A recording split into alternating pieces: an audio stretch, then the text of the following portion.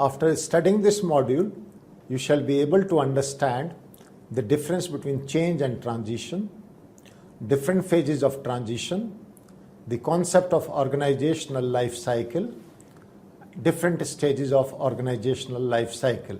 1990s saw various changes in the organizational design philosophy, work structuring and management.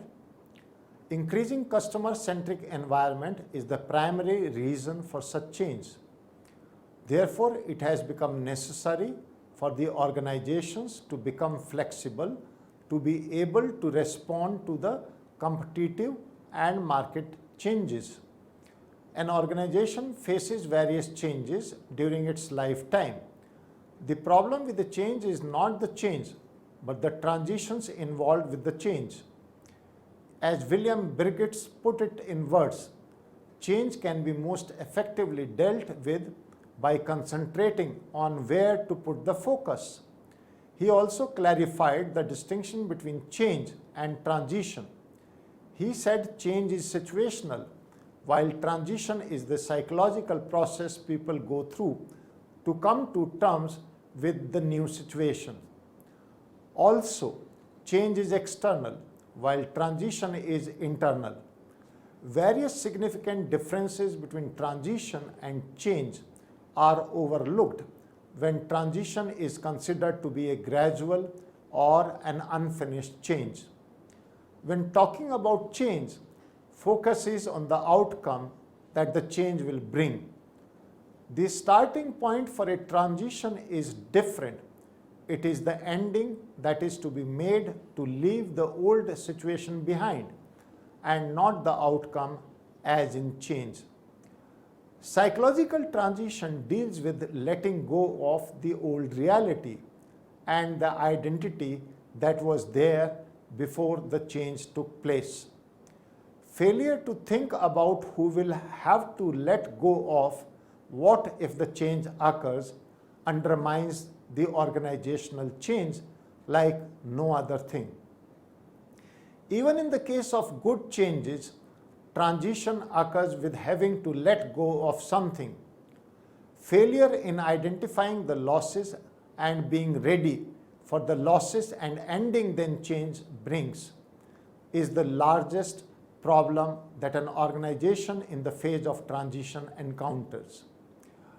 From an organizational point of view, change is a factual observation of difference in the form, quality, or state over time. As per the organizational life cycle theory, change is imminent, a developing entity having a form, logic, a code that controls the change process and helps move an organization from a given point of departure to a subsequent end. The progression of change events follows a cumulative and conjective unitary sequence. The Briggs model of transition. Organizations cannot just keep on replicating yesteryear's practices to prosper and to achieve success. Changing business conditions make old assumptions and practices non-applicable. There must be innovation which the leaders and their constituents need to introduce in the organization. Change is often viewed as a straightforward process where a task force needs to be established to lay out a plan of what is needed to be done, at what time, and by whom. The organization is then left to implement the plan. Many a times, leaders think that to make change work, followers need to be shown an implicit plan of how to go from the current place to the place they intend to go. Most leaders take transition as automatic. It happens because the change is happening, but it doesn't. While talking of transitions, the issue of timing comes into existence as the transitions occur much slowly than the change. Briggs' model of transitions. Organizations can't just keep on replicating yesterday's practices to prosper and to achieve success. Changing business conditions make old assumptions and practices non-applicable. There must be innovation which the leaders and their constituents need to introduce in the organization. Change is often viewed as a straightforward process where a task force needs to be established to lay out a plan of what is needed to be done, at what time and by whom. The organization is then left to implement the plan. Many a times, leaders think that to make change work, followers need to be shown an implicit plan of how to go from the current place to the place they intend to go. Most leaders take transition as automatic.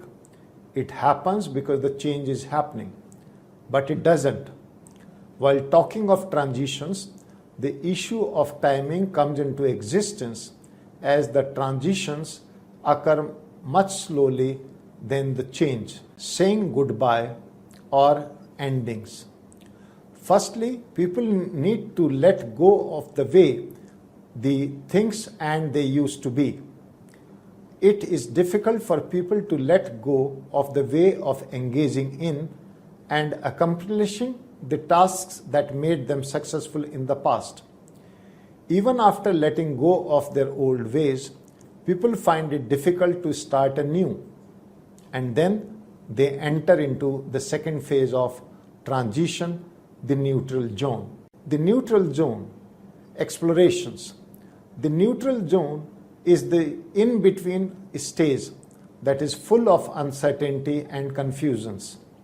This stage becomes particularly difficult during mergers or acquisitions, when the career and the policy decisions are left swinging, when the two leadership groups are working on the power questions. This is an uncomfortable zone, with people struggling to get out of it.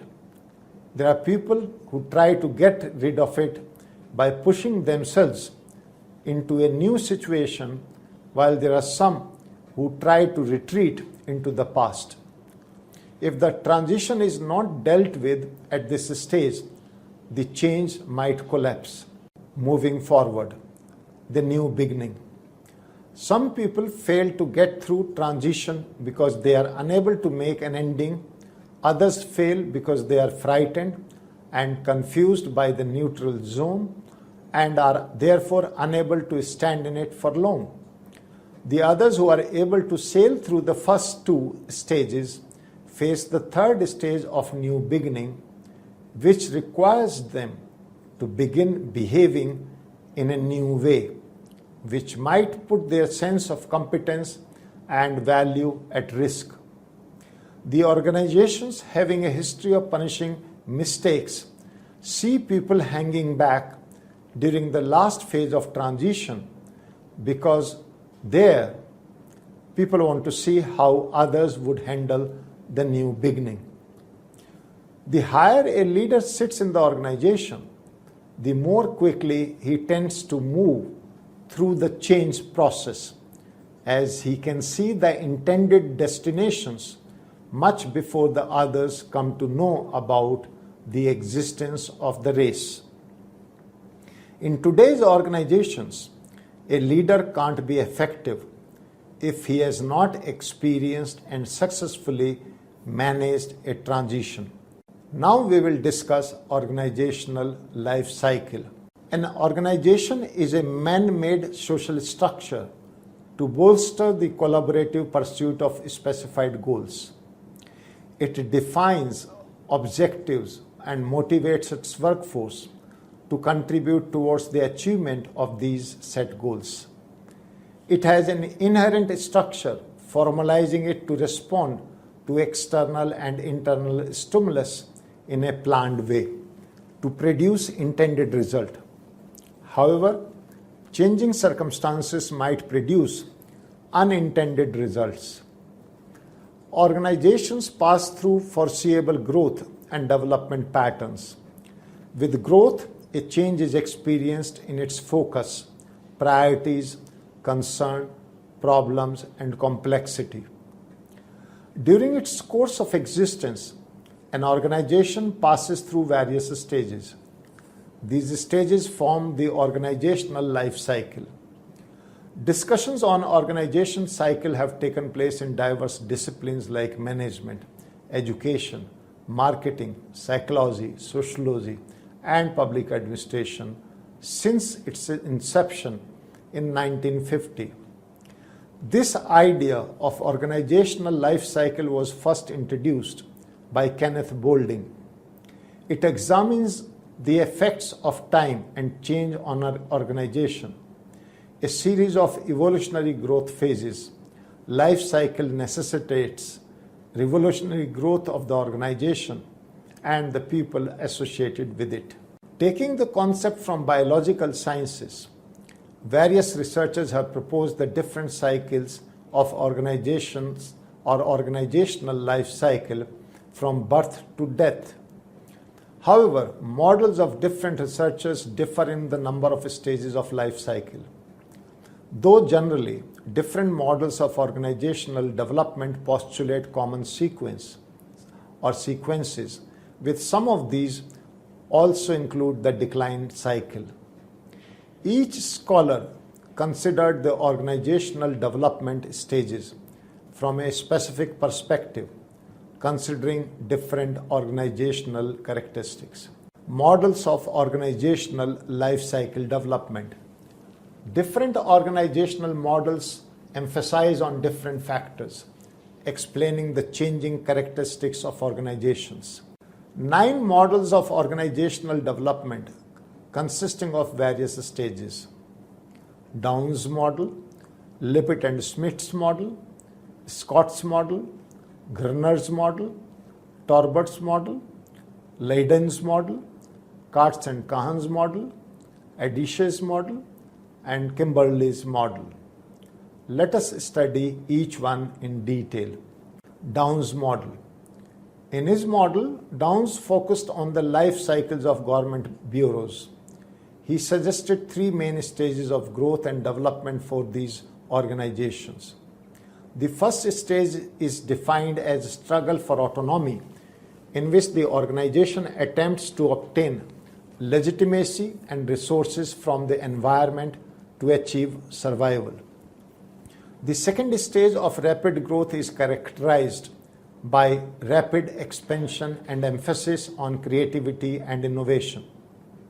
The final stage of deceleration includes elaboration and formalization of rules and regulations, and emphasis on predictability and coordination. 5.2 Lippitt and Smith's model. It is one of the earliest developed model of life cycles in the private sector. This model suggests 3 stages of organizational development: birth, youth, and maturity. The birth stage signifies creation of an operating system and becoming a viable organization. The development stage typifies development of stability and reputation. The maturity stage talks about achievement of uniqueness and adaptability along with domain expansion. This model talks about 6 major managerial concerns through which an organization passes from stage to stage. Scott's model. This model is based on the work of Chandler. Scott's model propounds the progress of a firm from one-man show to formal bureaucracies and then finally to diversified conglomerates. Thus, it identifies 3 different types of firms that follow a historical sequence. Greiner's model. Greiner's model talks about 5 different and sequential stages, moving from emphasis on creativity and entrepreneurship to formalization to adaptability and flexibility. Additionally, he propounded that each stage is followed by a transitional phase arising from a major organizational problem. An organization advances to a mature stage only when it is successful in overcoming the crisis of the current stage. The different crises which an organization stages through its 5 stages of creativity: growth through direction, growth through delegation, growth through coordination, and growth through collaboration are crisis of leadership, crisis of autonomy, crisis of control, crisis of red tape, and crisis of information overload and psychological saturation, respectively. But Greiner in his model does not specify the resolution for the crisis mentioned in the fifth stage. Taubert's model. Taubert's model moved from the stages of individuality, informality, and diffusion to group unity. After that, fixed rules and structures are followed till the time renewal ability and adaptability occur in the organization. His model is primarily based on the individual mentalities of the members of the organizations. As per this model, an organization progresses through different stages when its members, through their experience and development of personal and interpersonal effectiveness, become aware about the causal factors and dynamics operating in the organizations. The process through which the organization progresses from one stage to another is not specified in the model. Instead, there is mention of successfully higher levels of organizational functioning attained by an organization. Linden's model. Linden suggested 4 different stages in his model of organizational life cycle. This model is based on the functional problems of the organization, as suggested by Parson. It suggests putting emphasis on different functional problems at different stages: environmental adaptation, resource acquisition, goal attainment, and pattern maintenance. The first focus for an organization is to adapt and develop a niche in the external environment. Second, to emphasize on resource acquisition and development of workflow procedures. Third is to emphasize on goal attainment and efficient production of output. And the fourth and the last focus for is to emphasize on pattern maintenance and the institutionalization of the structure of the organization. In brief, as per this model, pattern of development moves from innovation emphasis and niche generation to stability and institutionalization. Katz and Kahan's model. This model propounds 3 stages of organizational life cycle based on the amplification of organizational structure that evolve over time. The first stage of primitive system is characterized by the fundamentals of the productive system based on the cooperative efforts of organizational members. The second stage of stable organization focuses on coordination and behavior control. It is characterized by the development of an authority and maintenance system to regulate the organizational activities. The final stage of elaboration of structure is typified by the establishment of adaptive mechanisms for dealing with the external environment. Adize's model. Adize's model of organizational life cycle is the only model that discusses about both the maturing and the declining stages. This model suggests that an organization develops through stages from infancy to maturity and decline through various stages from maturity to death. This development and decline is dependent on the emphasis placed on 4 different activities, namely producing results, acting entrepreneurially, administering formal rules and procedures, and integrating individuals to the organizations. As per this model, an organization starts with an emphasis on entrepreneurial activity which is later coupled with an emphasis on producing results. Formalization of activities and integration becomes important while approaching maturity. The decline of an organization takes place mainly because of an overemphasis on stability, administration, and rules and procedures. Kimberley's model. Kimberley, in his model of organizational life cycle, talks about 4 different stages. As suggested by him, the first stage occurs before the actual formation of an organization. It includes assembling the resources and forming an ideology. The second stage in the organizational life cycle involves the selection of a prime mover, hiring of the workforce, and establishment of support from strategic constituencies. The third stage consists of forming an organizational activity, infusion of high emotional and physical investment by the members associated with the organization, and commitment through members for the achievement of the basic mission of the organization. The fourth and the last stage of institutionalization occurs with the rigidity of the rules and policies, formalization of structure, and conservativeness and predictability of the organization in responding to the pressures of the external environment. Integration of organizational life cycle model. Every model consists of an entrepreneurial stage, niche creation, creativity, a collective stage, which is commitment, formalization and control stage, which is stability and institutionalization, and a structure elaboration and adaptation stage. Though there exists some dissimilarity in the models, some researchers divide the 4 primary stages into sub-stages, a DJ. Some ignore either the first or the last stage, Katz and Kahn and Kimberley, Adige. As a group, a consensus seems to exist among them.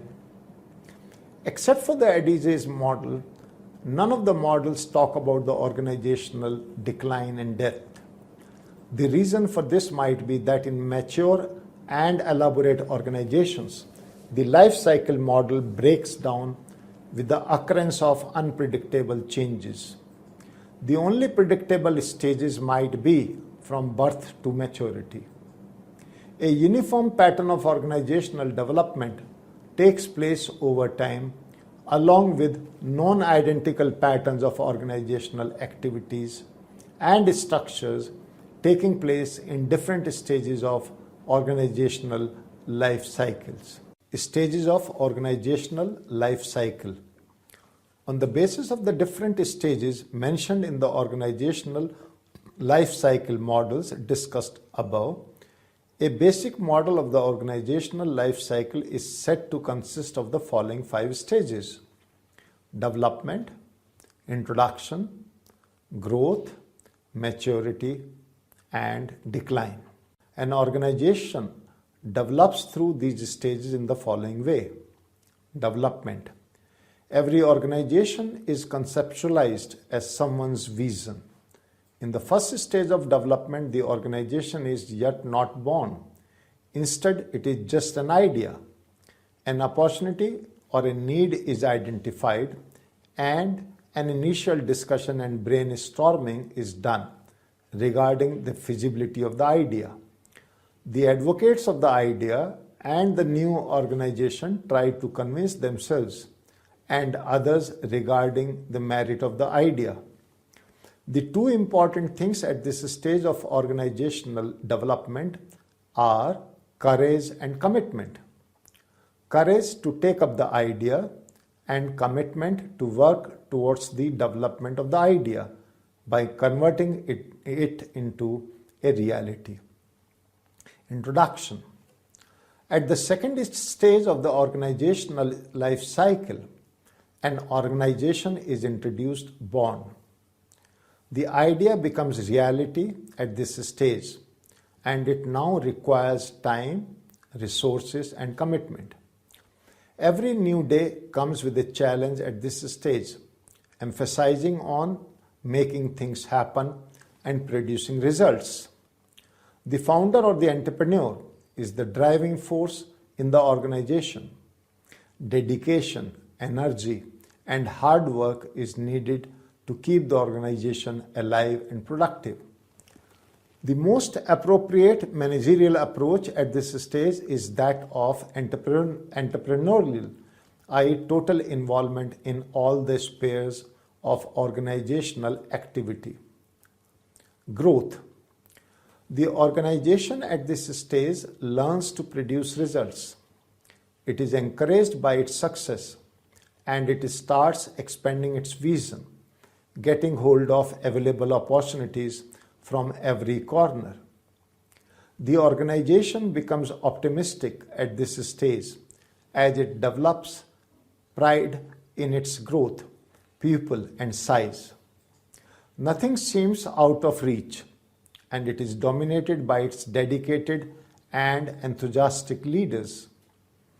After a course of time, the expansion brings risk. Too many promises are made, putting the organization in danger. Generally, this is a tough time for the organizations and its leaders. But if these issues and challenges are met, the organization prospers. If the organization succeeds in meeting the challenges at this stage, it achieves total quality in terms of service to its customers, satisfaction to its employees, and the ability to achieve desired results. It has a clearly defined mission and strategy. It keeps on improving its processes and sets and meets aggressive goals. Delegation of work is the most appropriate managerial approach as management or delegation of work is the most appropriate managerial approach as entrepreneurs' involvement in each stage might not be possible. Maturity. An organization begins to age when it ceases to stretch for excellence. The leaders of the organization slow down at this stage, settle in and become comfortable. Growth and improvement aspirations start fading and changes become slight and take place over a considerable period of time. It is also defined as a phase of transition from growing to aging. The organization, however, is still profitable and might appear as an industry leader, though the focus changes from what we do to how we do things. It no longer concentrates on what it wants but accepts what it gets. Decentralization of work might be the most appropriate approach at this stage, as it will enhance independence and thereby efficiency can be enhanced through specialization of organizational subsystem. The decline. The organizations lose energy as the drive to produce desired results reduces and it becomes more concerned about its forms and functions. If it doesn't make any efforts to re-energize itself, it declines. More emphasis is put on problems and the people causing such problems rather than thinking of their solutions. Service levels falls and customers start complaining. If no immediate action is taken to turn the organization around, the organization ends up by self-destructing itself. At this stage, a turnaround or more aggressive approach through external support may bring back the organization or organizational position on the track. Knowing where the organization is in its life cycle helps it to understand the problems it is facing and finding solutions to them. The organization can set priorities for problem solving and introduction of changes. It becomes easier for it to identify where it is and the challenges it might face in the future. Various organizations use life cycle assessments to mark progress, set priorities, and manage their drive to the maturity stage. Summarizing the module, we can say that transition is the psychological process people go through to come to terms with the new situation. Organizations can't keep on replicating old practices. Each stage in the organizational life cycle is a cluster of various attributes and configurations. Every organization passes through different stages during its life, and its success depends on how well it survives the current stage.